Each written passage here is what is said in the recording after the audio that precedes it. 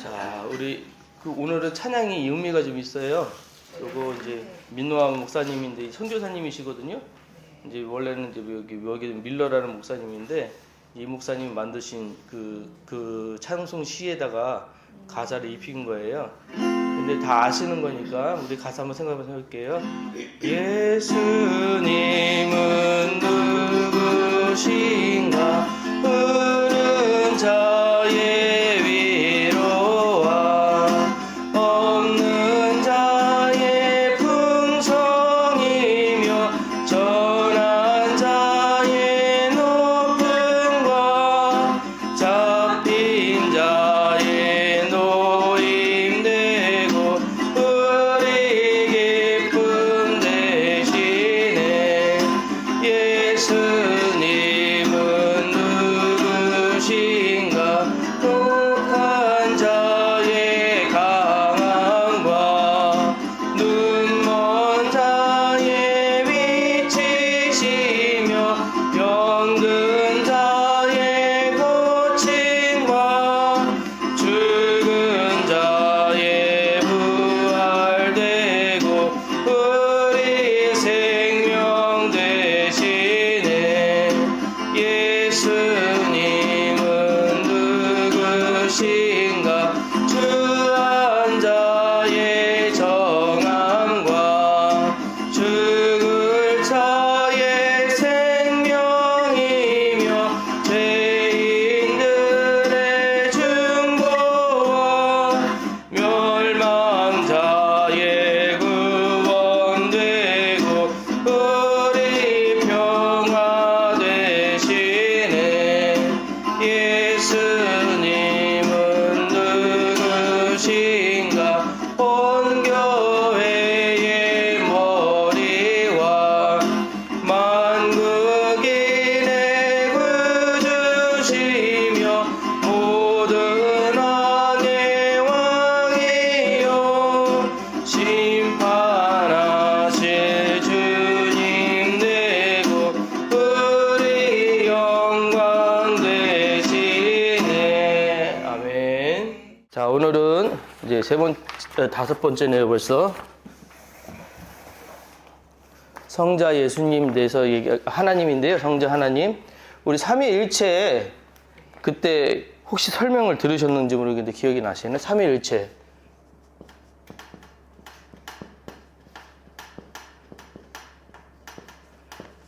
위가 뭐예요? 위가 그러니까 이렇게 따지면 이걸 갖다가 어떤 조그만 학생이 나와가지고 유튜브에 보니까 삼위일체 설명하는 게 있더라고요. 그래서 얘가 뭔 얘기를 하냐면 세이클로바가 있어요.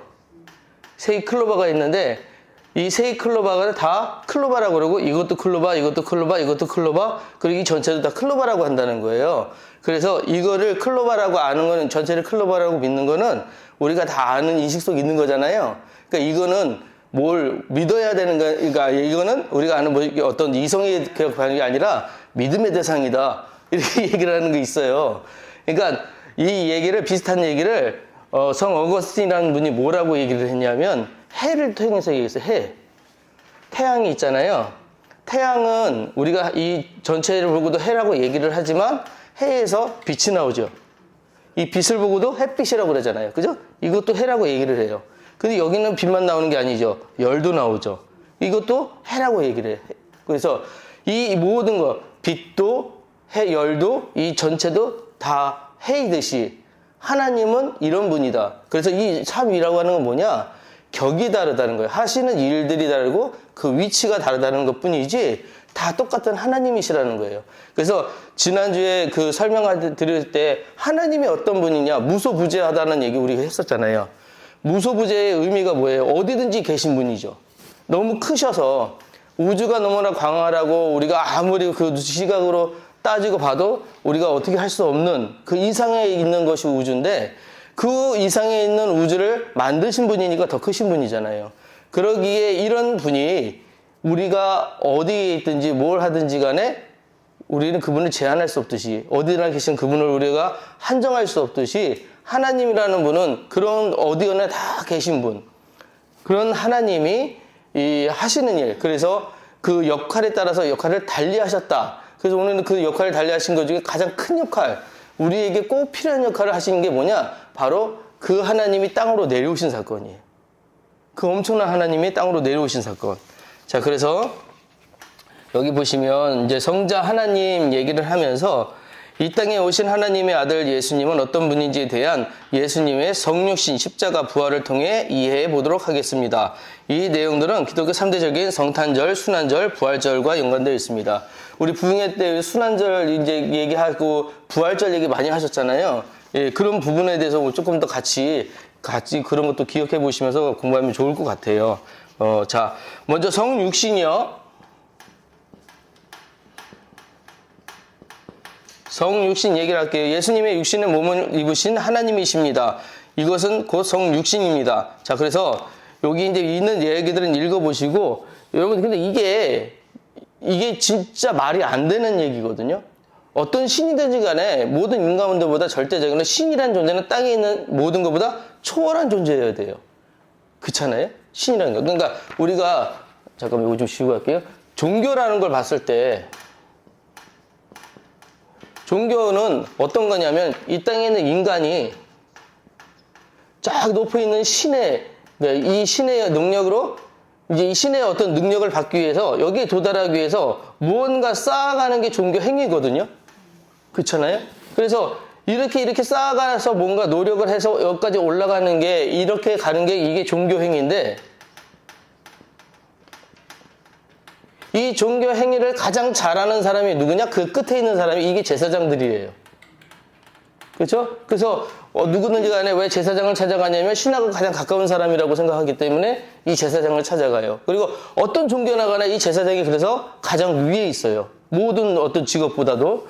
그런데 이 인간이 그래서 이 신에 이렇게 가려고 자꾸 제사장을 만나려고 하거나 신께 가까이 가려고 하는 뭐냐면 땅에 있는 우리가 연약한 유한한 인간이기에 신의 절대적인 초월적인 어떤 능력을 좀 받아서 이 땅에서 잘 살고 싶은 마음에, 그쵸? 이 땅에서 잘 살려고 하는 그런 그 바람으로 이런 것들을 구하는 게 종교란 말이에요. 그러니까 종교는 대부분 다 그런 식이에요. 그래서 뭐 잘 빌어야 된다, 잘 섬겨야 된다, 뭐 이런 식으로 얘기를 많이들 하죠.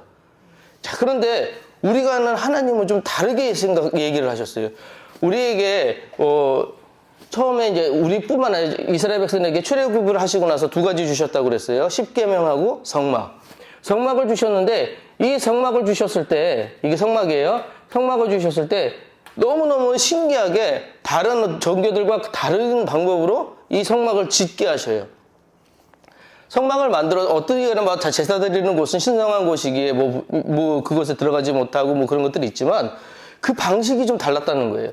이 성막을 둘로 나눠보면은 여기에 성막들하고 얘 성소로 나눠지게 되는데 이 안에 들어가는 순간부터 여기에 번제단이 있고 물두멍이 있고 그 다음에 여기 이제 여기 방을 또 두 개로 나눠지거든요. 성소 안에. 그래서 여기는 아니죠. 여기 이제 금초대가 있고 여기 떡상이 있고 여기 분향단이 있고 여기 법궤가 이렇게 있었어요. 근데 이렇게 가는 과정 중에 이게 전부 다 뭐라고 그럴까요? 다 신께 나가면서 전부 다 여기서 갖고 있는 가치관들을 다 깨는 것들이거든요. 그래서 가장 좋은 것을 드리는 것도 아니었고, 항상 성결한 마음으로 하나님 앞에 나가면서 내가 바라봐야 하는 것 나 자신도 아니고 예수 그리스도를 바라봐야 되는 것이었고, 결국 그렇게 해가지고 법궤 앞에 서는데 제일 지금 이해가 안 되는 게 이 법궤예요. 왜 법궤가 제일 이해가 안 되냐면, 여길 와면 내가 너를 만나주겠다 그래가지고 이 안에서 쉬은 자라 그러는데 이 안에 들어와서 하나님이 말씀하시면 듣는 자리가 여기예요. 여기는 이제 대제사장 혼자만 들어가는데 이 앞에 들어가서 하나님의 말씀을 듣는다라고 했을 때 여기 들어와야만 너한테 얘기를 한다라는 얘기가 아니고 하나님이요. 어디나 계신 하나님이 지금 뭐하고 계시냐면 야 다른 데서 다 얘기할 수 있지만 내가 너희들에게 특별하게 지금 훈련시키기 위해서 일부러 여기 들어와 있을게 이런 얘기예요. 일부러 요 안에 들어와 있을게. 그러니까 이게 말이 안 되는 게 이 엄청난 하나님이 우리 때문에 거기서 지금 참고 기다리고 계시는 거예요. 나를 만나러 올 때까지. 이런 과정들이 없으면 만나러 올 수가 없거든. 그러니까 어떤 인간든지 간에 하나님 앞에 바로 나갈 수가 없고 죄가 있기 때문에 이 신난 과정들이 없으면 이 앞에 이게 안 되기 때문에 이것들을 다 통행하고 나오면 내가 너를 만나줄 것인데 그 과정들까지 내가 기다리고 있을게. 이게 하나님이라고요. 그러니까 다른 신들과 달라요. 혹시 그래서 중국 여행 갔다 오신지 모르겠지만 중국 여행 가면은 거기 불상들 보면은 엄청나잖아요. 그냥 그 신들은 엄청나게 자기 잘 먹고 잘 살고 어떤 신은 배가 이만해요. 그죠? 예? 그런 신들도 있는데 우리 예수님은 예수님 상을 만들면 안 되겠지만 예수님 모양을 기억하든 하나님이 우리에게 주신 어떤 사명이든 이런 것들을 생각해 봐도 전혀 그것과는 다른 이야기를 하고 계시거든요. 자, 그런 쪽에서. 그래서 우리 이 성육신의 이야기를 할 때 제일 먼저 기억하시는 건 뭐냐면 그 큰 하나님이 법궤로 들어간 사건과 그 큰 하나님이 인간으로 오신 사건. 이게 굉장히 지금 놀라운 일이라는 거예요. 하나님이 인간이 되셨다? 그러면 그 인간이 대단하다? 그게 아니에요. 왜 인간의 몸을 넣고 오셨을까? 그 이유가 있다는 거죠. 그래서 그 이야기들을 나누는 거예요. 자, 보시면, 자, 성육신의 고통 해가지고, 독수리 얘기가 있어요. 독수리는 좁은 세상에 가다 놓으면 2주를 넘지 못하고 죽는다고 합니다. 왜 그럴까요? 독수리는 그 큰 날개를 활짝 펼치고 넓은 창공을 마음껏 누비며 살아야 하기 때문입니다. 그에게서 하늘을 날 수 있는 자유를 빼앗는 것은 하늘의 왕자로서 위험을 뺏는 것이기에 치욕과 고통을 견디지 못한다고 합니다. 그러니까 독수리 동물 하나조차도 날아야 되는데 못 날면은 죽어버리는 거예요. 근데 이 온 천하 우주를 주관하시는 하나님이 스스로 지금 법궤 안에 들어가거나 인간의 몸속에 들어와 있다. 근데 이게 왜 이러셨냐? 왜 이렇게 이런 행동들을 하셨느냐? 이게 중요하다는 거죠. 자, 그런데 자, 그 다음에요. 성육신 얘기할 때 두 번째, 완전한 인간이셨다는 거예요. 완전한 인간. 하나님이 인간이 되셨어요. 그러니 흠이 있을까요? 그쵸. 아무리 잘난 사람도 흠이 있어요. 그죠? 그 예전에 신성일 씨인가요? 신성일 씨가 또 이렇게 잘생기셨잖아요. 엄앵란 씨 집에 그렇게 사람들이 이렇게 몰래 들어와가지고 신성일 씨 만나려고 이렇게 들어왔었다고 그러잖아요. 그러니까 엄앵란 씨한테 그랬대요. 아유, 자기는 너무 좋겠다고, 그렇게 잘생긴 사람이랑 살아도 너무 좋겠다. 그랬더니 엄앵란 씨가 그랬대요. 일주일만 같이 살아보라고.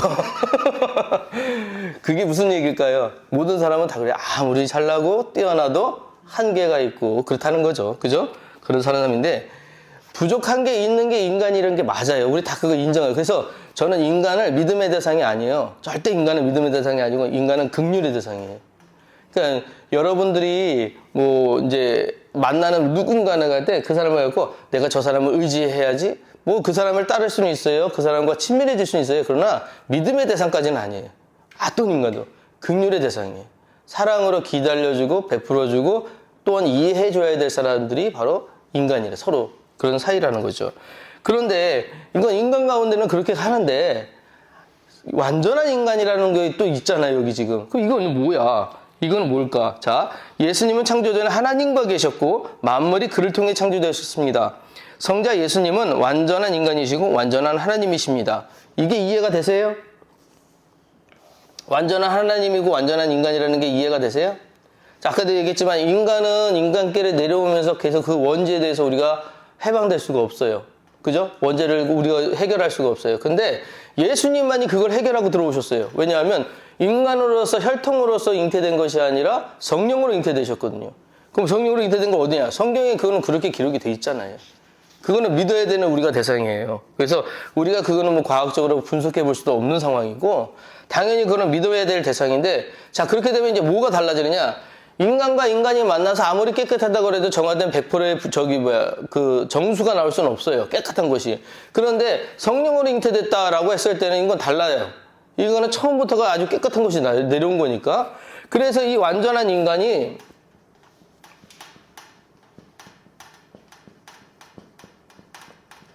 왜 완전한 인간의 이 모습을 하고 이 땅에 오셨느냐? 완전한도 중요하지만 저는 이게 더 중요하다고 봐요. 인간이라는 단어가. 왜냐하면 인간으로 오신 이유가 있다는 거예요. 예수님이 인간으로 오신 이유. 이거는 십자가하고 연결돼요. 나중에 뒤에 한 번 더 얘기할 건데요. 이제 예수님이 인간으로 오신 이유는 우리 인간의 모든 것을 감당하겠다고 하시는 의미예요. 그러니까 하나님께서 우리를 만드시고 우리를 창조하셨잖아요. 근데 창조하셨어도 부모와 자식 관계에서 이해해 보시면 알겠지만 우리 아버지나 어머니가 나를 잘한다고 해도 100%잘 알지 못해요. 분명히 이해하지 못하는 부분들이 있어요. 그러니까 인간도 그렇게 생각할 수 있다고요. 하나님이 창조주시지만 하나님 내 사정 아니니까 몰라요. 내 상황 아니니까 몰라요. 그럴 수 있단 말이에요. 그런데 인간으로 오신 이유가 뭐냐면, 야, 나도 겪어봤어. 나도 해봤어. 내가 그 삶을 살아보니까, 내가 그런 행동들을 해보니까 이렇게 행동하는 것들이 있더라. 아, 난 너 알고 있어. 라고 해서 그 끝이 어디냐? 십자가였다는 거예요. 그 끝이.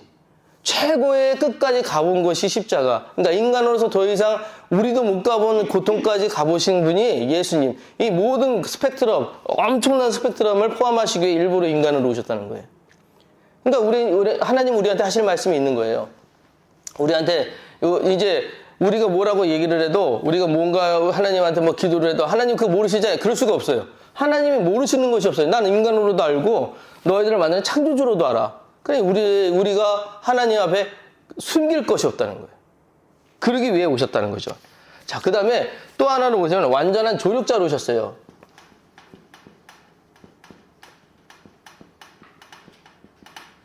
말 그대로 조력자는 돕는 사람이잖아요. 자, 근데 아까 3위라고 했잖아요. 3위인데 그러면은 이게 다 따로 나눠져 있겠냐? 아니, 그게 아니라 이걸 보여주시는 거예요. 어떻게 서로 돕는 것인지, 어떻게 헌신하시는 것인지. 그러니까 예수님이 우리한테 오신 것은 아담 이후에 가장 큰 모델이신 거예요. 이렇게 돼야 된다. 이렇게 섬겨야 된다. 그래서 왜 2000년 전에 오셨는지 혹시 아시나요? 왜 2000년 전에 오셨는지. 네, 예수님이 2000년 전에 오신 이유가. 우리가 이제 얼추 알게 되면 그 시대가 가장 어두웠기 때문에 그때 오신 거예요, 사실은. 그 시대가. 그러면 지금은 어두운데 그게 아니라 그때가 기점이었던 거예요. 그때 이후로, 그래서 우리 AD와 BC가 나눠지는 이유가 뭐냐? 역사가 바뀌는 이유가 뭐냐면 그 시대가 가장 어두웠고 가장 힘든 시대였고 가장 뭔가 혼란한 시기였어요. 근데 이제부터 거기서부터 고쳐나가시겠다고 한 게 거기서 찍으신 방점인 거죠. 거기서부터 이제 바꿔나가시는 그 역사가 시작이 되는 거예요. 그래서 2000년 전에 오신 이유, 그리고 그게 꼭 이스라엘이었던 이유는 뭐냐? 이스라엘 땅이 또 신기한 게, 제가 다 기억나서 그릴지는 모르겠지만, 위로는 유럽이 있고요. 밑으로는 아프리카가 있고요. 그 다음에 이쪽으로는 이제 아시아가 있잖아요. 세계 대륙이 만나는 유일한 땅. 세계 대륙이 만나는 유일한 땅이 이스라엘이었어요. 그래서 이 이스라엘 땅으로 여기서는 어디든지 나갈 수가 있는데 어떤 문화든지 간에 다 지금 여기에 지금 섭렵할 수도 있는 땅이에요. 그러니까 여기가 굉장히 우리로 얘기하면은 뭐랄까 알짜로게 아주 굉장히 좋은 땅이잖아요. 그러니까 우리뿐만 아니라 여기 어떤 그 강력한 힘을 가진 나라들은 뭐 밑에서는 애굽이요, 여기는 아시리아요, 뭐 위에서는 로마요 하는 이런 나라들이 계속해서 내려오려고 했던 이유가 뭐냐면 여기가 교두보가 되니까 들어오기만 하면 어디든지 나갈 수 있는. 그러니까 일본이 우리 먹으려고 하는 것과 비슷한 그런 맥락이었죠. 그러니까 우리랑 이스라엘은 좀 많이 비슷한 것들이 있어요. 그런 땅이었기 때문에 여기에 오셨다는 얘기예요. 오셨다는 얘기예요. 그래서 어떤 이제 신학자였나 아니 목사님이었나 제 기억이 안 나는데 그분이 그런 얘기를 해요. 그럴 것 같으면 조금 이따 우리나라 오시지. 비슷한데 굳이 왜 이스라엘에 오셔가지고 우리가 언어를 배우게 하시고 그 문화를 그저 우리나라 문화로 풀어가면 더 쉬울 텐데 막 그런 얘기를 하신 농담 삼아 하신 적이 있는데 아니면 그거는 그분 얘기고 어쨌든 많이 비슷하다 그런 얘기고요. 자 넘어갈게요. 자 이제 십자가 얘기를 들어갈게요. 십자가 얘기. 인간 십자가가 연결된다고 말씀을 드렸고 그 이유는 아까도 얘기했지만 인간은 대부분 자기 수준으로 살고 싶어하고 대접받고 싶어합니다. 그런데 예수님의 십자가로 인하여 더 이상 내려갈 수도 없는 데까지 내려가셨습니다. 이것 때문에 오셨다는 거예요. 당시 로마 사형 중에 십자가형처럼 무섭고 잔인한 것이 없었습니다. 십자가는 정말 비참한 사건이지만 죄악 가운데 인간에게는 무엇과도 비교할 수 없는 기쁜 소식입니다. 그러니까 아무리 힘들어도 아무리 아파도 십자가 망한 건 없으니까 수고하고 무거운 짐진 자들아 다 내게로 오라 내가 너희를 쉬게 하리라 얘기하셔서 내 멍에가 너 멍에보다 가벼우니 내 멍에를 메고 내게 쉬어라 라고 말씀하시잖아요. 그 얘기가 너무너무 감사한 게 뭐냐면 우리는 십자가 지어보지 않았지만 이미 주님이 십자가 지셨기에 이만한 죄, 이만한 고통까지 안 가도 된다는 거예요. 우리는 그럴 필요가 없다는 얘기예요. 그러니까 그걸 대신 감당해 주시겠다는 속죄율로 오셨다. 그건 엄청 대단한 얘기예요. 그래서 이렇게 십자가 얘기를 할 때 첫 번째 뭐냐면 이게 십자가 사건은 뭘 이제 예수님이 아까도 얘기했지만 완전한 예수님은 완전한 조력자기도 하셨다고 그랬어요. 예수님의 결정이 있었어요.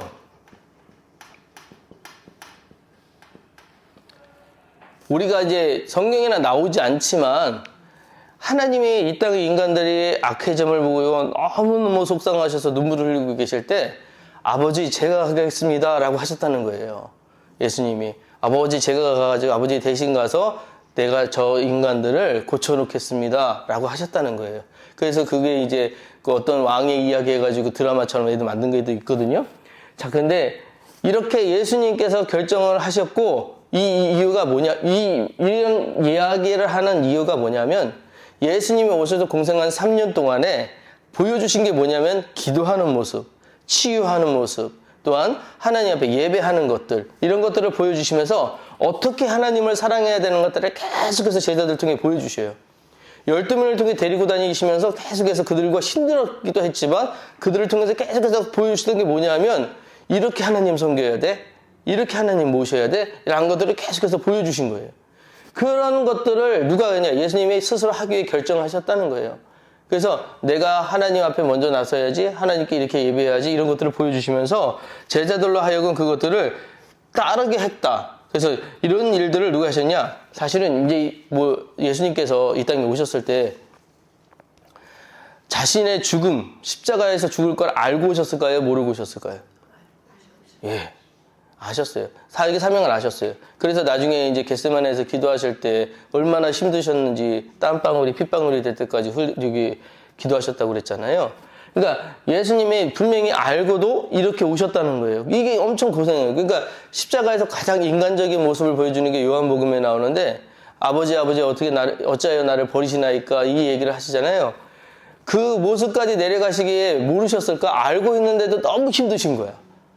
그럼에도 그 고통을 감내하셨다. 하나님 예수님이 결정하셨다. 이게 은혜예요. 이게 은혜. 다른 게 은혜가 아니고. 두 번째, 하나님 사랑의 최고봉.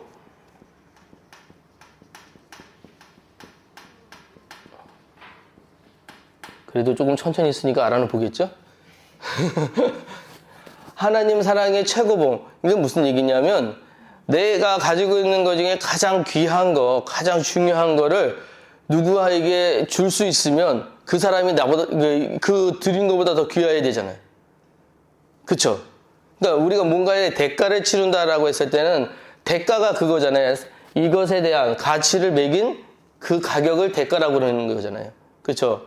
그런데 내가 가지고 있는 최고의 것을 준다라고 했을 때는 이 주는 것보다 그것이 더 가치가 있어야 돼요. 그렇지 않나요?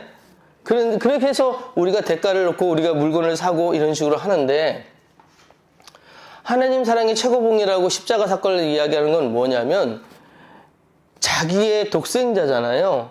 그러니까 예수님은 하나밖에 없는 하나님의 그 자신이세요. 근데 그 자신마저도 우리를 위해서 내어주셨어요. 아우, 명민이가 아파요. 그거 못 보겠더라고요. 그러니까 내 애가 아픈 걸 못 보겠더라고요. 차라리 내가 아프지. 그냥 애가 아픈 거예요. 근데 그렇게 느껴져요. 적은 놈이 아파요? 야, 이건 더 못하겠어. 이거 큰 놈은 그래도 좀 컸다고 이제는 지가 좀 뭔가 할 것 같은데 적은 놈이 아프니까 이건 더 걱정돼. 이거 어떻게 돼? 둘 있는데도 마음이 막 이렇게 갈팡질팡해요. 근데 하나밖에 없다고 생각하니까 너무 그게 그거 없어지면 어떡할까? 너무 짠한 거예요. 한번 이제 제 후배 목사님이 이제 혼자서 이제 시골 목회 같이 할 때인데 그 아들 하나가 이제 되게 천진난만한 아들 하나가 있었어요. 근데 얘랑 같이 놀다가 같이 잠이 든 거야. 잠이 드는데 꿈속에서 뭔 생각이냐면 꿈에서 얘가 막 놀다가 유괴된 꿈을 꾼 거예요. 응. 그래가지고 안 돼! 그러면서 막 울고 그냥 꿈에서 그랬는데 꿈에서 그러는 걸 발버둥 치다가 지가 깼나 봐요. 안 돼! 그래 딱 했는데 지가 이제 애를 안고 자고 있거든. 너무 그게 감사하더라는 거야. 아유, 하나님 여기서 저 감사합니다 하고 애를 막 감사하다고 이렇게 기도를 했대요. 꿈에서도 놓치기 싫은 게 내 자식인데, 그렇잖아요. 꿈에서도 잃어버리기 싫은 게 내 자식인데, 실제로 내가 누구 때문에 우리 때문에 이 아들을 내어 주었어요. 이런 사랑이 어디 있습니까? 이런 사랑이. 이런 사랑이. 그래서 이걸 하나님 사랑의 최고봉이라고 얘기하는 거예요. 그래서 여기는 뭐라고 얘기를 하냐면 우리를 하나님짜리라고 해요. 하나님짜리라고 하는 건 곧 예수님짜리. 그죠? 하나님짜리가 뭐예요? 하나님이 우리한테 가격을 매기셨어요. 얼만큼? 예수님만. 이해되시죠? 우리가 얼마짜리냐면 예수님짜리예요. 그러니까 우리는 뭔가 한계를 정해놓고 나 어떤 사람이야 이렇게 할 필요가 없는 게 이미 하나님짜리예요. 그러니까 우리의 신분에 고하는 의미가 없어요. 많고 적음의 차이는 의미가 없어요. 우리가 어떤 사람이냐가 중요해요.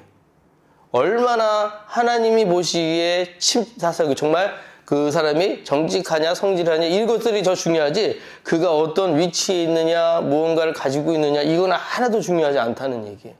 우리는 예수님짜리 이렇게 얘기하고 또 하나 십자가는 뭐냐면 여기에 보면 공의의 완성이에요. 공의의 완성.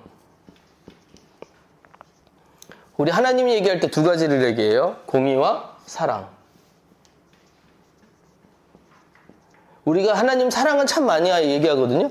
하나님은 사랑이십니다. 하나님 사랑이십니다. 그래서 하나님 사랑은 참 많이 얘기하는데 하나님 공의에 대해서는 사실 잘 얘기를 하기 싫어해요. 그런 하나님 얘기하다 보면 사랑이 사실을 얘기하기가 어려워요. 왜냐하면 공의를 따질 때는 인간이 죄가 너무 많다 보니까 이거 쳐내지 않으면 안 되는 경우도 너무 많잖아. 그래서 이제 처음 예수님 믿으러 오신 분들이 어려워하는 게 구약 성서를 읽다가 너무 힘들어하세요. 여기 보면은 막 그렇게 왜 하나님이 사랑하신다고 그러면서 이민족들을 다 죽이라고 하셨는지. 그래서 혹여나 이분들은 잘못 생각해서 십자군 전쟁도 이게 하나님이 그렇게 하신 걸로 알고 있는데 그거는 아니에요. 십자군 전쟁은 인간들이 가연들은 탐욕의 그 끝자락이지 그건 아니에요. 그거는 아닌데 공의의 하나님은 어떤 공의냐면 이제 그거를 아셔야 돼요. 거룩이라는 단어를 먼저 아셔야 돼요. 그때 말씀드렸지만 거룩은 구별하다예요.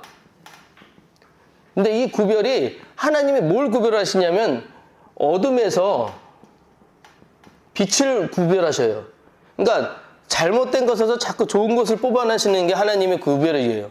그래서 악한 것에서 선한 것으로 옮겨가시는 거예요. 계속 이렇게 하나님은 이런 구별을 하시는 거예요. 그래서 가면 보면 우리 창세기 때 이야기했을 때 보면은 이 어둠에서 빛을 뽑아내신 이후에 계속해서 거기다 누구 아담과 하와를 두시고 그거를 지키게 하셨는데 거기서부터 죄가 또 나왔잖아요. 그게 다시 어두워졌단 말이에요. 그 어둠에서부터 다시 이제 그 아담의 아들들을 통해 가지고 또 계속해서 구별을 통해 가지고 나오다가 이제 쭉 나가다 노아를 만나고 또 나오다가 뭐 이제 아브람을 만나고 이런 식으로 해서 계속해서 뭘 만나냐면 뽑아내시는 이야기. 계속해서 지금 구별을 하시는 이야기거든요. 근데 이런 것들을 하시면서 지금 뭐냐면 공의의 하나님이시기 때문에 안 좋은 것들을 이것과 다른 것들을 계속 쳐내시는 일들을 계속 하신단 말이에요. 이게 구약의 이야기지 거기서 꼭 나쁜 것들을 이렇게 진멸하고 악한 것들을 저주하고 힘들게 하고 이렇게 그게 하나님의 본질이 아니에요. 그런데 그런 성질이 있으시다는 것을 우리가 부인할 수가 없다는 거예요. 하나님은 왜냐 하면 공의라고 얘기를 할 때 이게 그런 게 있잖아요. 선과 아까 얘기했지만 선과 악이 있다고 했을 때 이 경계가 있어야 되잖아요. 그렇죠? 공의라고 할 때 이런 경계가 있어야 되는데 우리는 절대선이라고 할 때 절대라고 할 때 여기는 하나님이에요. 절대선이 하나님이에요. 하나님 앞에 갈 수 있는 이 조건들을 만들어야 되잖아요. 근데 인간이 조금이라도 제가 때 절대선에는 못 닿아요. 닿을 수가 없어. 하나님을 만나야 되는데 악이 있으니까 못 가는 거예요. 그래서 악이라는 것 때문에 이제 어떤 표현까지 하면 마른 가지가 나무 이게 불을 만나서 타버리는 것 같은 거. 그럴 수밖에 없는 게 인간이라는 거예요. 그래서 절대선으로 갈 수 없는 인간이기에 우리 여기에 십자가라는 사건이 없었으면 절대로 하나님이 앞으로 우리가 나갈 수가 없었다라는 거를 얘기를 하는 거예요. 그래서 공의의 하나님은 절대선이세요. 그런데 이 하나님께서 우리를 너무 사랑하시니까 공의의 하나님이시지만 뭘 내냐면 구원의 구멍을 만들어 놓으신 거예요. 구원의 다른 뭔가 매개체를 만들어 놓으신 거예요. 그 매개체가 예수님이라는 거예요. 다시 나한테 올 수 있는 방법들, 어떻게든 나한테 올 수 있는 방법들을 만들어 놓으셨다라는 거예요. 자, 그래서 여기 이제 두 가지 얘기했잖아요. 하나님의 공의, 여기는 뭐 정의란 하고 있는데 보이세요? 예, 정의란 거기에 보면 정의란 죄에 합당한 대가를 치르는 것입니다. 이 죄를 씻어야 돼. 씻지 않으면 하나님 앞에 못 가. 그런데 이거를 우리가 못 해요. 우리가 아무리 갚는다고 해도 이걸 못 하는 거예요. 그래서 이 갚는 유일한 방법이 뭐였냐면 누군가 대속물로 삼아야 되는데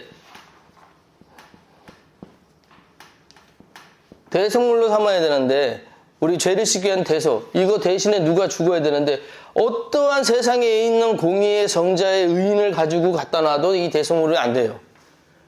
그런데 모든 걸 다 포함하고도 모든 것을 다 주고도 넘칠 만한 인물이 있다. 그게 누구냐? 예수였다는 거예요. 그쵸? 그래서 예수가 필요했어요. 그래서 예수의 십자가 사건은 우리에게 굉장히 중요한 거예요. 저는요, 이 얘기 들으면 그런 거예요. 왜 하나님께서 휘장을 탁 찢으셨을까? 그게 십자가 사건이었잖아요. 십자가 사건의 대속물이, 그래서 그 휘장이 탁 찢겼을 때 어떤 느낌이었을까? 아, 이제는 예수님이 다 갚았다. 다 완전하게 완성했다라는 의미구나, 라는 생각이 들었어요. 왜냐하면 요한복음 마지막에 이제 그 예수님께서 돌아가실 때 다 이루었다라고 하고 돌아가시거든요. 다 이루었다? 그거는 내가 이제 이 땅에서 할 수 있는 모든 것들을 감당할 죄를 내가 감당했다라고 하는 의미였다는 거예요.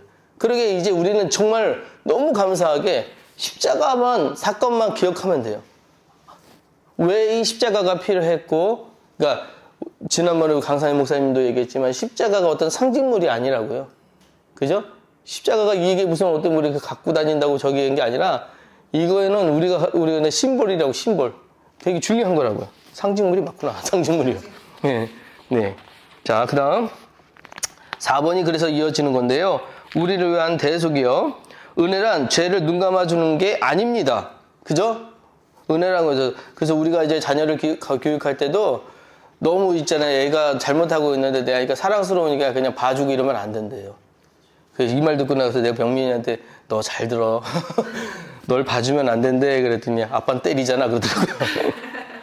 자, 죄 없으신 하나님의 아들 예수님이 자신의 목숨으로 우리의 죄값을 대신 치르신 것, 그것이 십자가입니다. 그리고 아까 말씀드렸다시피 주님이 십자가에서 마지막 숨을 거치시기 전 이 선포를 기억하십니까? 다 이루었도다. 아까 드렸던 것이 다 이루었다는 내가 완성했다라는 의미라고요. 자, 다 끝났다는 것입니다. 주님이 십자가에서 하신 이 말씀으로 우리의 죄악된 옛 사람도 완전히 끝났습니다. 이제 우리가 이제 더 이상 죄에 매일 필요는 없어요. 예수님만 믿으면. 더 이상 죄하고는 이제 상관이 없을 수 있어요. 그렇다고 죄 안 짓나요? 그게 아니에요. 이미 우리의 신분이 바뀐다는 거예요. 우리의 그 태도가, 우리의 삶이 바뀌게 돼 있는 모든 것들을 하나님께서 이미 허락하시고 준비되셨다는 거예요. 그러니까 누가 와서 몇십 날 몇십 몇 분이 구원받았냐 이런 거 보러 가. 그런 거 아무 신경 안 쓰셔도 된다고. 이미 다 끝났어요. 다 받았어. 그런 거 신경 안 쓰셔도 돼요. 뭔 얘기인지 아실 거예요.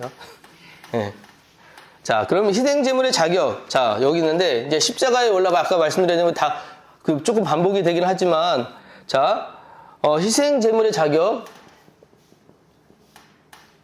희생제물 뭔지 아시죠? 자, 제사 드리기 위해서 끌고 왔던 거 있잖아요. 소, 양, 뭐, 비둘기, 그 다음에 뭐, 소재, 뭐 이런 것들 있잖아요. 얘네를 희생제물인데, 제일 먼저는 이게 다 죄에 따라서 다른 거잖아요. 그런데 이제 얘네들을 갖고 와서 제일 먼저 그냥 하는 게 아니라 여기다가 죄의 전가를 해요. 내 죄가 여기에 전가돼서 이제 그다음부터는 소가 나예요. 양이 나예요. 그래서 얘를 잡는 거잖아요. 이게 희생 제물들인데 이 모든 소와 양을 다 포함해서 지금 누가 하냐면 이게 예수님이 혼자서 다 지금 감당하신 거예요. 이제는 이게 다 필요 없다는 거예요. 예수님만 이거 모든 것들을 다 포함하고 계셔 예수님만 하면 된다. 근데 문제가 있어요. 이런 희생 제물들을 가지고 왔을 때 이 제물들을 가지고는 구별을 거룩하게 하는 방법들이 뭐냐? 이게 흠이 있냐 없냐였어요. 흠 없는 이에요. 흠이 있냐 없냐가 이 여부의 그 굉장히 큰 사건 중요한 거였어요. 그래서 소에 흠이 있으면 제사를 못 드려요. 아무리 끌고 왔어도 소가 있으면. 그래서 그때 이제 이걸 가지고 악용을 해가지고 제사장들이 그 자기들이 갖고 있던 거하고 바꾸고 그랬었잖아요. 그런 것들처럼 흠이 있으면 안 되기 때문에 흠 없는 것들만 제물로 사용되는데, 흠 없는 제물 이런 것도 가져와도 어떤 소가 흠이 없겠어요? 어떤 양이 그죠? 갖고 와봐야 흠이 없어요. 그러면 이런 것들을 다 바쳐봐야, 그리고 또 하나님 입장에서 볼 때 소가 좋은데 양가 좋은데 그게 뭔 의미가 있어요? 사실 너 제일 깨닫고 있냐 없냐 이게 더 큰 문제인데. 자, 이거 여기에 신경 쓰는 게 왜 아무 의미가 없기 때문에 야 이거 다 필요 없어 이것만 하자라고 하신 거라 그런 거예요. 근데 여러분 이게 은혜잖아요, 은혜. 맨날 하는 얘기지만 소 끌어보셨어요? 안 온다니까. 그 예루살렘까지 끌고 가가지고 얘를 잡는다고 했을 때 베들레헴에서 예루살렘 200km가 되는데 그걸 끌고 간다고 생각을 해보세요. 얘가 가겠냐고. 일주일 내내 끌고 가면은 얘도 이제 굶었을 거 아니에요. 그럼 또 흠이 없어졌겠어요? 굶었으니 쪽 살 빠졌으니까 이제 흠이 생겼지. 그럼 이제 못 받쳐. 그럼 어떻게? 그럼 또 거기가 하면은 또 다른 거랑 바꾸려면 또 비용이 들어가야 돼. 이런 아무 요식행위들 아무리 필요 없는 것들 그런 것들 다 이제 없고 오직 예수님 믿는 마음으로 이것만 하면 된다라는 이런 것들 중에 이게 은혜라고요. 두 번째, 완전한 인간이어야 됐어요. 아까 반복되는데 희생제물과 완전한 인간일 때 완전한 인간은 인간인데 어떤 인간이 완전하냐고요. 우리는 완전한 인간이 될 수가 없으니까. 아담 이후에 죄 없는 사람이 누가 있습니까? 그런데 이 모든 걸 충족시킬 수 있는 건 하나님밖에 없으셨어요. 그래서 충족시키기 위해 완전한 인간을 위해 성령으로 잉태된 예수님을 보내신 거예요. 이 사건들 자체. 그러니까 너무 감사하지 않아요? 우리가 할 수 없는 자기를 하나님께 개입하시잖아요. 그러니까 우리가 우리 식대로 우리가 뜻대로 하나님 이렇게 해주세요라고 하는 게 하나도 없다니까요.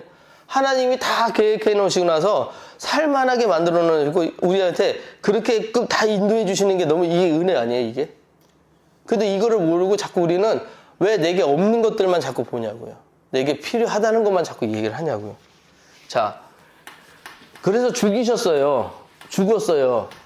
사단이 그렇게 좋았다면서요, 예수님 죽고 나서. 끝났다. 이제 이겼다. 근데 이건 몰랐다는 거예요. 부활. 이걸 몰랐다는 거예요. 죽으면은 여태까지 다 죽으면 뭐냐? 공중 권세 잡은 자가 힘을 갖게 되고 자기의 권한에 들어오는 거기 때문에 예수가 죽었으니 이제 끝이라고 생각을 했다는데 하나님의 반전이라고 그래요. 그래서 부활을. 하나님의 반전. 그래서 끝난 줄 알았는데 3일 만에 살아나네. 죽음을 이기시고 부활하셨어요. 다시 살아나셨어요. 그리고 나서 놀라운 얘기를 하신 게 잠자는 자들의 첫 열매예요. 우리 첫 열매 되게 중요하잖아요. 하나님 앞에 드리는 첫 열매 되게 중요하죠. 처음 것을 되게 소중하게 여기시잖아요. 그 첫 열매인데 잠자는 자들의 첫이라고 하는 건 뭐야? 둘째, 셋째, 넷째 다 있다는 거죠.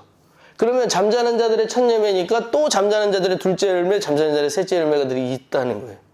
그래서 저 예루살렘 갔을 때, 그 앞에 갔을 때 하얀 그런 무슨 석관 같은 것들이 이렇게 계속 주변에 있더라고요. 그래가지고 전 그게 그건지도 모르고 있다가 저게 뭐인데 그 선교사님이 얘기를 해주시는 거예요. 저게 뭔지 아냐고. 그래서 몰란다고 그랬더니 그게 다 무덤이라는 거예요. 그래서 이거 무덤이 저렇게 많아요. 그랬더니 그게 이제 그 땅을 사가지고 이 얘기 때문에 잠자는 자들의 그 예수님 오실 때 다시 살아난다고 해가지고 거기를 이미 거기 다 차지해가지고 이제 거기 들어갈 자리가 없어요. 거기는 자리가 없어요. 그래서 잠자는 자들의 첫 열매, 예수님 오시면 자기 부활하겠다고 거기 그렇게 좋아한대요. 그렇게. 어쨌든 잠자는 자들의 첫 열매가 있다는 건 둘째 열매, 셋째 열매. 어쨌든 간에 우리한테 주신 기회가 뭐냐면 부활이 있다는 얘기. 다시금 우리한테 살아나는 일들이 있다. 이것이 이제 여기 보면 최고의 반전 드라마 그리고 죽음을 이기심 이 얘기예요. 이 얘기를 보시면 되겠고 세 번째 중요한 거 있어요. 세 번째 사탄의 권세를 이기셨다는 거예요. 사탄의 권세를 이기셨다는 거. 자, 가끔 있잖아요. 내 마음 때문에 마음이 힘들어서 마음대로 안 돼서 힘들어요. 이런 분들이 있거든요. 자꾸 마음 얘기를 하거든요. 근데 마음을 힘들게 하는 게 뭔지를 아셔야 돼요. 그러니까 어저께 들은 얘기인데, 하나님의 음성을 듣는 방법 혹시 아세요? 하나님의 음성 듣는 방법? 유기성 목사님이 그 얘기를 하시더라고요. 그러니까 뭐 이분 경험이고 또 이분 생각이고 하니까는 뭐 여기다 딱 100% 이렇게 저기라는 건 아닌데, 이제 하나님 음성을 듣지 못하는 이유, 이게 들어보셨어요? 하나님 음성? 네. 나름대로 뭔가 뭐 있으실 텐데, 근데 많은 사람들이 난 하나님 음성 못 들어봤다라고 얘기한대요. 근데 어떤 사람들은 하나님 음성을요, 그냥 굳이 그대로 해가지고 우리들이 말하는 것처럼 하나님이 말씀하시고, 너희 저희들아 산신령처럼 나타나. 이거 하면은 안 된다. 너 이거 해라. 이렇게 음성으로 들린다고 그 글자 그대로 그렇게 해석하는 사람들도 있어. 그렇게 들려주실 수도 있겠죠. 근데 이게 진짜 이렇게 말씀으로 귀를 이게 아니면 다 내 생각이 그 하나님 음성인 그렇죠. 것처럼 그럴 수도 있죠. 정말 교묘하게 그렇게. 성령님 예. 음성인 것처럼 예. 그렇게 들리니까 조심해야 돼, 분별해야 돼. 그래서 이 목사님은 이제 조금 이제 그래서 그런 분들에 대한 내가 하나님 음성 듣어 하는 사람들에 대한 이것들에 대한 조금 경계심이 있으신 것 같아요. 그래서 하나님 음성이 들리지 않는 이유는 뭐냐? 많은 사람들이 뭐 안 들린다고 하잖아요. 이유가 육성으로 들리려고 해서 그런데요. 글쎄. 하나님 음성이 육성으로 들리려고 해서 안 들린다는 거예요. 본인이 목사님이지만 하나님 음성을 듣고 싶어서 내가 목회지를 나갈 때, 목회 이거를 할 때 하나님이 진짜 이게 원하시는 건지, 아니 이제 한 번만 말씀하시면 내가 다른 때 아무 얘기 안 하셔도 그 한 말씀 듣고 평생 내가 목회하겠습니다. 얼마나 열심히 하겠습니다. 그러셨대요. 그래서 기도를 엄청 열심히 하셨대요. 안 들려주셨대요. 그래가지고 그러면 하나님이 나한테 침묵하시니까 이거는 내 생각인가? 우리 아버지의 원함인가? 그렇게만 생각을 하셨는데, 나중에 뭔 얘기를 하시면 요한복음 14장 26절 말씀을 읽다가 뻔뜩 깨달으신 게 있었대요. 제가 읽어드릴게요. 보혜사 곧 아버지께서 내 이름으로 보내실 성령, 그가 너희에게 모든 것을 가르치고 내가 너희에게 말한 모든 것을 생각나게 하시리라. 이 단어에 갑자기 팍 하고 꽂히신 게 뭐냐면 생각나게 하시리라. 하나님의 음성이 귀로 들리는 육성의 모습이 아니라 생각으로 주시는구나. 그래서 이거를 그때그때 생각나게 깨닫게 해주시는 것들, 이것들이 하나님의 음성이구나 라고 생각을 하셔서 들은 말씀, 읽은 말씀 속에서 생각나게 해주시는 일들, 이걸 하나님의 음성을 계속해서 듣고 계시다는 거예요. 어떤 분들은 지금 얘기한 것처럼 육성으로 듣는 분들도 있겠지요. 근데 그런 분들은 진짜 하나님과 정말 친밀하고 하나님의 어떤 특별한 역사가 아닌 이상 모든 사람이 그렇지는 않잖아요. 근데 보편적으로 우리가 알 수 있는 건 뭐냐? 하나님의 말씀이 내 기억 속에 있다가 어느 날 갑자기 보혜사 성령님의 은혜로 그것이 깨달아지고 이해가 되고 하는, 그래서 마음에 감동으로 오고 그 말씀들을 내가 뭔가 살아냈을 때 어떤 희열이 오고, 그리고 양심이 같이 오는 것조차도 그게 다 생각에서 오는 거라는 거예요. 그래서 이런 생각으로 하나님께서 말씀하시는 경우들이 있어서 내 생각대로 생각하는 그런 생각이 아니라 하나님의 말씀을 생각나게 해주시는 그 상황들 있잖아요. 떠오르시게 하는 생각으로 자꾸 말씀들을 하신다는 얘기예요. 그래서 생각을 조심해야 되는데, 그 생각을 조심해야 되는 이유 또 하나가 뭐냐면, 이 사단이 예수님 팔라고 한 생각을 누구에게 집어넣었어요? 가룟 유다에게. 뭐 집어넣었다고 했어요, 지금? 생각을 집어넣었다고요. 그러니까 나중에 우리 그때 부흥회 때도 그 얘기하셨지만, 가룟 유다가 처음에부터 이렇게 예수님을 막 정말 열심당이었잖아요. 쫓아다녔는데 팔 생각으로 쫓아다닌 사람은 아니었단 말이에요.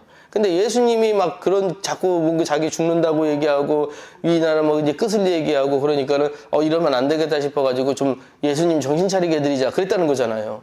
그래서 정신요법으로 그렇게 했다고 하지만 어쨌든 간에 그는 예수님 판자가 돼버렸고, 근데 그에게 집어넣었던 게 사단이 뭘 집어넣었다고 얘기했냐면 그것도 중요하네. 사단이 그 생각을 집어넣었대요. 그 많은 사단들이 하는 일이 뭐냐면 지금 우리에게 생각 집어넣어서 넌 안 돼요. 넌 못해. 그리고 네가 뭔데? 라고요. 자꾸 물어본다고요. 내가 하나님 일을 하려고 나서는데 네가 뭔데? 네가 어떻게 해? 네가 뭐 대단해서? 이렇게 하고 자꾸 나라는 존재를 갖고 내리시는데 하나님은 뭐라고 반대해요. 성경에 보면 계속 뭐냐면 너는 존귀한 자야. 너는 왕 같은 제사장이야. 너는 네가 뭐 어떤 데고 넌 정말 귀한 거야 하고 계속해서 우리를 높이시거든요. 너무 다른 거예요. 그래서 우리가 이 생각을 잘해야 되는 그래서 중요한 단어가 분별이라는 거예요. 하나님 뜻인지 내 뜻인지. 이게 하나님 음성 듣는 중에 또 하나가 뭐냐면 제가 이제 존경하는 목사님 중에 신우임 목사님이라고 계세요. 근데 이 신우임 목사님이 이제 미국으로 이제 유학을 한번 이제 가신 적이 있대요. 젊었을 때 미국으로 유학을 가셨는데 이제 미국에서 교회를 이렇게 하시다가 이제 한국에서 갔으니까 이제 뭐 미국의 사정을 모르잖아요. 그래가지고 이제 그 가지고 있는 재산을 갖다가 장로님한테 맡겼대요. 좀 이 재산을 좀 지켜주십시오 하고 장로님이 알겠습니다 하더니 다음날 사라지신 거예요. 그 뭐 옛날에는 그런 일들도 참 많았지만 그 중에 한 분이에요. 그러니까 너무 이 마음이 너무 힘드신 거예요. 내가 믿었던 사람한테 그것도 가진 것도 다 먹히니까 너무 갈 데가 없는 거예요. 그래가지고 이제 집도 쫓겨나게 되고 갈 데도 없고 이러다 보니까 하나님 원망이 나오더라는 거예요. 그래가지고 내가 그래도 목사니까 교회 가서 기도하면서 문제를 풀어봐야 되겠다 해가지고 교회 가서 기도하는데 솔직하게 들어가자마자 이러려고 그랬대요. 하나님 이게 뭐예요? 하고 화내려고 딱 들었는데 하나님 감사합니다 그랬대요.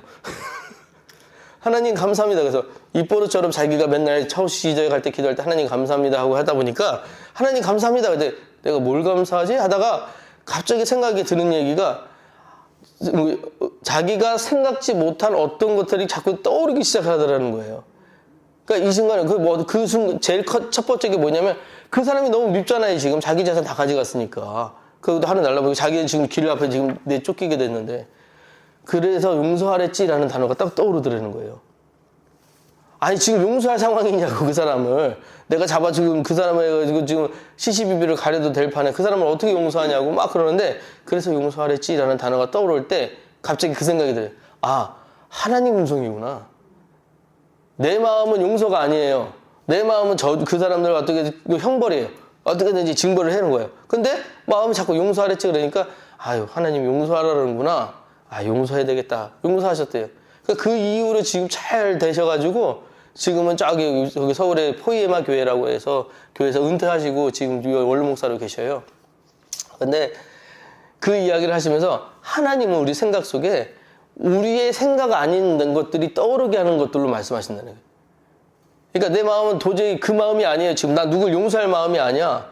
나 누군가를 받아들일 수 없어. 그런데 그래서 사랑하랬지라든가 그래서 용서하랬지라든가 이런 말씀으로 들렸을 때 내 마음과 전혀 상관없는 그런 생각이 들어왔을 때 그건 이건 하나님 음성이다 라고 아셔야 된다는 얘기예요.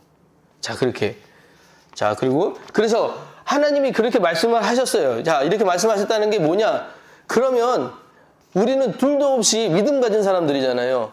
그럼 이 말씀 따라가면 돼. 십자가를 따른다는 게 뭐냐면 십자가는 세상에서 없을 수 없는 사건이잖아요. 부활의 사건이고 그죠? 그런데 그 사건을 통해 우리가 믿는 게 뭐예요? 십자가 사건 우리에게 진짜 있었던 일이야. 우리에게 이게 정확한 일이야. 확실한 일이야. 라고 믿어 가니까 세상 사람들 아니라고 해도 우리는 그 길을 가는 사람들. 그게 세상을 이긴 거예요. 그러니까 사탄의 권세를 우리는 이긴 거예요. 그렇게 살아가는 사람들. 세상은 아무리 아니라고 그래요. 야, 교회 다닌다고 뭐가 달라져? 예수님 믿는다고 뭐가 달라져? 이야기하지만 아니요. 예수님 믿는 사람들 진짜 바뀌어요. 진짜 믿는 사람들은 진짜 사랑해요. 저는 그런 진짜들을 알아요. 그런데 그렇지 못한 가짜들이 진짜들을 자꾸 뭐라고 그럴까요? 부러워한다고 그래야 되나? 시기하는 거예요. 진짜들이 있어요. 야, 어떻게 저렇게 살아 하는 사람들이 있어요. 우리 교회에도 그런 분들 계셔요. 이렇게 살아가는 분들, 정말 자기보다도 남을 위해서 더 열심히 살아가는 사람들, 이런 분들이 여기에 계시기에 하나님의 나라가 지금 확정되는 거라고 저는 믿어요. 예, 그렇게 이해하시고. 자, 그것들로 우리는 세상을 이겨가는 거예요. 네 번째, 승리의 삶의 원동력. 자, 예수님이 이기셨으니 우리가 못할 거. 예수님이 천년매가 되셨잖아요. 예수님이, 이제 이게 중요해요. 예수님이 왜 육신으로 오셨느냐? 너랑 나랑 성정이 다른 게 없다는 거예요. 그 얘기는 우리도 할 수 있다는 거예요. 예수님이 하나님을 사랑했듯이 우리도 하나님을 사랑하면 그럴 수 있다라는 것들을 우리에게 직접 보여주신 거예요. 그러니까 이 땅에서 우리도 하나님처럼 살 수 있는 사람들이에요. 하나님 따라 살 수 있는 사람들이에요. 그러니까 예수님이 우리에게 그거를 보여주신 거예요. 그래서 5번이 중요해요. 5번. 자, 우리는 그래서 뭐예요? 부활의 증인. 증인으로 살아가는 거예요. 영화 같은 데 보면 증인 되게 중요하죠. 어떤 결과가 막 나와가지고 서로 막씩 싸우고 있을 때 다른 거 다 필요 없어요. 그거 본 사람이 있냐고 물어봤을 때 증인이 있습니다. 딱 한 사람 하면 그걸로 다 끝나요. 그죠? 본 사람이 있는 걸. 그래서 이제 성경에는 거짓 증인 서지 말라고 뭐 그런 얘기도 하잖아요. 굉장히 중요한 사람이거든요. 자, 근데 우리가 어떤 증인이에요? 부활의 증인이에요. 부활의 증인. 그러니까 우리가 믿는 거, 솔직히 장로님이나 우리 집사님이나 다 부활을 보지는 못했잖아요. 그죠? 부활을 못 본 게 더 우리한테 감사한 게 뭐냐면 보고 믿는 것보다 보지 못하고 믿는 게 더 복되다고 하셨으니까, 아니 그 얘기도 있지만, 아니 그게 아니라 우리가 부활을 이제 우리가 알고 있는 이성의 간인으로 믿었으면 우리는 잘 믿어요. 근데 부활을 보지 못한 사람들은 그게 어려울 거란 말이에요. 우리도 지금 어려운 것처럼 똑같아요. 근데 이 부활 사건이 이제 우리에게는 이성의 사건이 아니라 믿음의 사건이에요. 우리가 이 부활을 믿으면 우리도 그렇게 되는 거예요. 그렇죠? 그래서 우리가 믿으니 믿는 것대로 하나님께서 그것을 채워주시는 은혜를 감사하면서 그것을 경험하면서 사는 건데, 그게 안 될수록, 그것이 안 될수록 우리는 뭐냐면 자꾸 뭔가 이성을 따지게 되고 그것들을 파헤쳐야 되고, 이게 머릿속에서 그것이 뭔가 정리가 돼야지 내가 그걸 할 수 있다 이렇게 생각하는데 아니에요. 예전에 이제 우리 집사님 한 분이 5분 남았네요. 우리 집사님 한 분, 이제 제가 처음 목회 나갔을 때예요. 집사님 한 분, 1대1 제가 이렇게 면담을 했어요. 근데 이게 이거였는데, 집사님 혹시 질문 있으세요? 뭔가 저한테 하시고 싶은 얘기 있어요? 그랬더니 한참 있다가, 근데 목사님, 예, 그때 난 귀신을 안 믿어요. 그러는 거예요. 고민이 되는 거예요. 귀신을 안 믿으면 천사는 믿어요? 그랬지. 그러니까, 귀신도 안 믿고, 네. 혹시 식사 어떻게 되실지? 저요? 아니면 같이 식사를 하시고. 아, 사무실에 지금 아무도 안 나요? 사무실 어떤 목사님? 아, 저는 못 먹습니다. 네네네네. 감사합니다. 뭐 얘기해요? 아, 그러니까 귀신을 안 믿는데요. 귀신을 안 믿는데, 그럼 천사는 믿냐고. 그러니까 천사도 안 믿는데요. 왜 안 믿냐고 물어봤어요. 내가 안 봐서 안 믿는데요. 그러면 예수님을 믿냐고 했더니 사실은 예수님도 잘 모르겠대. 어휴, 이분 큰일 났다 싶은 거예요. 그러니까 사실 이분이 아버님이 땅을 거기다가 헌납을 하셔서 그 교회가 세워졌어요. 그래가지고 이제 아버님이 세운 교회이긴 한데 처음부터 교회 나오신 게 아니라 이제 아버님이 세운 교회니까 이제 안 나오고 젊을 때는 안 나오다가 노년에 나오셔가지고 이제 집사님이신 거예요. 근데 나이는 많으세요. 근데 자기는 보지 않았기 때문에 못 믿겠다는 거예요. 그래서 어떻게 믿게 해드리나, 목회하면서 계속 그분 때문에 그게 고민이었어요. 그래서 설명도 해드리고, 뭐 해드리고 했는데, 나중에는 이제 조금 뭔가 이제 풀어지시긴 했는데, 그런 분들이 의외로 많더라고요. 내 눈에 내가 보지 않았으니까 못 믿겠다는 거예요. 내가 확실하게 내가 경험해보지 않았으니까 못하는 거예요. 그러니까 우리가 이성적으로 자꾸 뭔가를 이해를 하고 그것들을 하려고 그러니까 어려운 거예요. 그게 아니라, 처음에 증인이 된다고 하는 거는 믿음의 대상이라니까요. 믿음의 영역이에요. 믿음은 있어서 보고 확실하게 해서 그렇게 믿는 게 아니라 없는 것들을 믿는 거예요. 그래서 믿음은 바라는 것들의 실상이요 보지 못한 것들의 증거라고 하셨잖아요. 이거 지금 보이지 않는다고 없는 게 아니잖아요. 근데 보여야 된다고 생각하는 이성 때문에 그걸 못 간다. 그래서 우리가 많은 것들을 놓친다는 거죠. 그래서 우리가 여기는 부활의 증인이 된다라고 했을 땐 부활의 사건들에 우리가 먼저 그것들을 믿는 사람들이 되어야 돼요. 그 믿음의 영역. 근데 어떤 분이 난 믿음이 없다니까요. 자꾸 믿음을 어떻게 해요? 안 믿어주는데 어떻게 해요? 그래서 우리 기도하는 거예요. 믿음 달라고도 기도하셔야 돼요. 믿음 달라고도. 하나님 나 도저히 안 믿어져요. 믿어지게 해주세요. 이해가 안 돼요. 이해되게 해주세요. 그것도 기도하셔야 돼요. 그것도 기도의 제목이에요. 자, 그렇게 해서 마지막이에요. 여기 보면 하나님이 세상을 어떻게 사랑하셨는지에 대해서 요한복음 3장 12절 너무 유명하잖아요. 우리 같이 한번 읽어볼게요. 시작. 하나님이 세상을 이처럼 사랑하사 독생자를 주셨으니 이는 그를 믿는 자마다 멸망하지 않고 영생을 얻게 하려 하심이니라. 자, 독생자를 주신 사건 이유가 뭐예요? 그를 믿는 자마다 뭐하지 않고? 멸망하지 않게 하기 위해서. 그리고 또 하나 영생을 얻기 위해서. 그냥 멸망하지 않는 것조차 끝나는 게 아니에요. 안 죽는 게 끝나는 게 아니라 영생을 얻어요. 자, 근데 이제 요거 나중에 드릴 말씀인데, 영생하면서 뭐 할 것 같아요? 저 천국에서 금집에서 호의호식하면서 잘 먹고 잘 살 것 같아요? 성경에 그런 얘기 한마디도 없는데 희한하죠? 금집이 있다 그러고, 하늘나라 가면은 금집이 있고 길이 뭐 황금길이고 뭐 그런 얘기가 있는데, 저는 그런 집에 안 살고 있거든요. 그거 되게 불편할 것 같아. 금집이면. 근데 영생하면서 우리 뭐 할 거냐? 저 하늘나라 가서 뭐 할 거냐? 사실은 하늘나라에서 보여주는 모습은 딱 하나 있어요. 예배.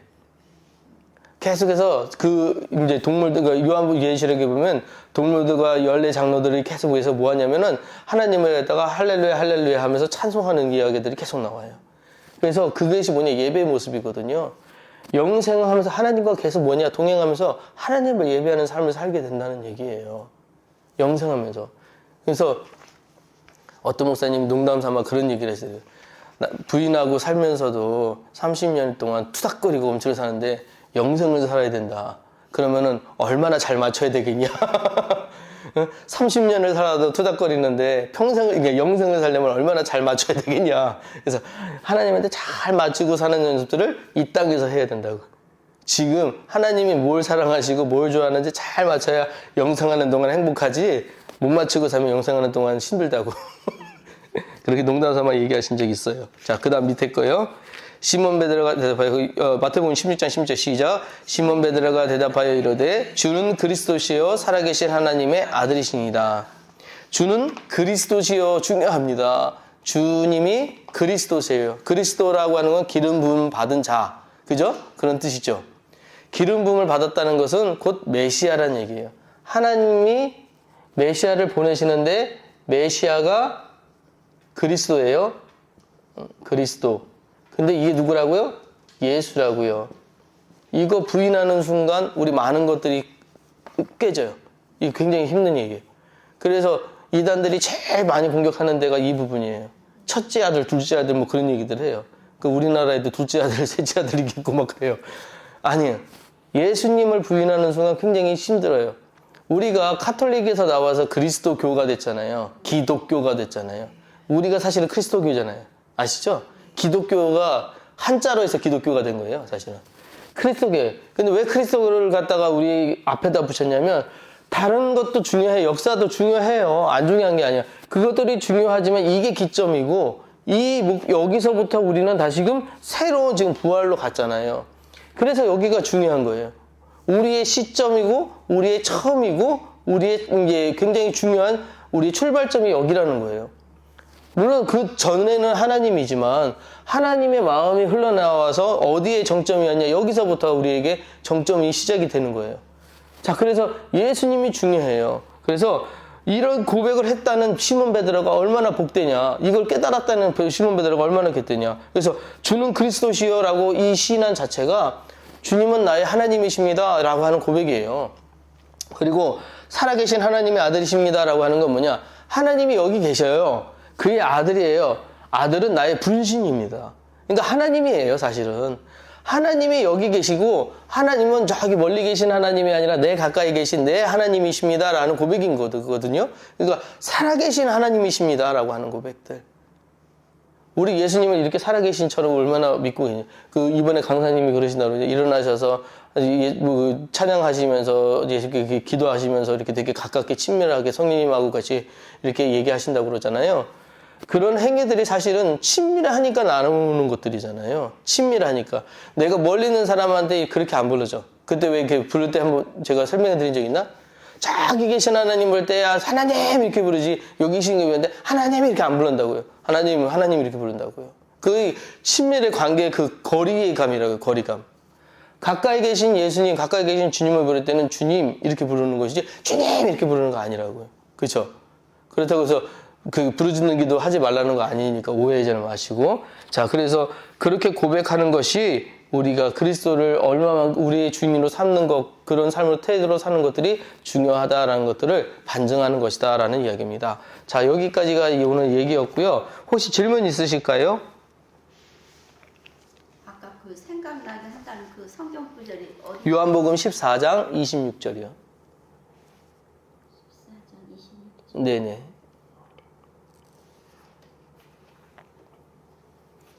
다른 거 없으실까요? 자, 오늘은 그래서 이렇게 성자 하나님에 대해서 배웠고요. 다음에 이제 성령 하나님에 대해서 이야기를 나눠주도록 할게요. 그리고 다음에 다들 모였을 때 우리 뒷부분 여기 지난번 못한 것도 좀 있거든요. 혹시 갖고 다니세요, 장로님 이거? 아니시죠? 다음에 그때 가져와요?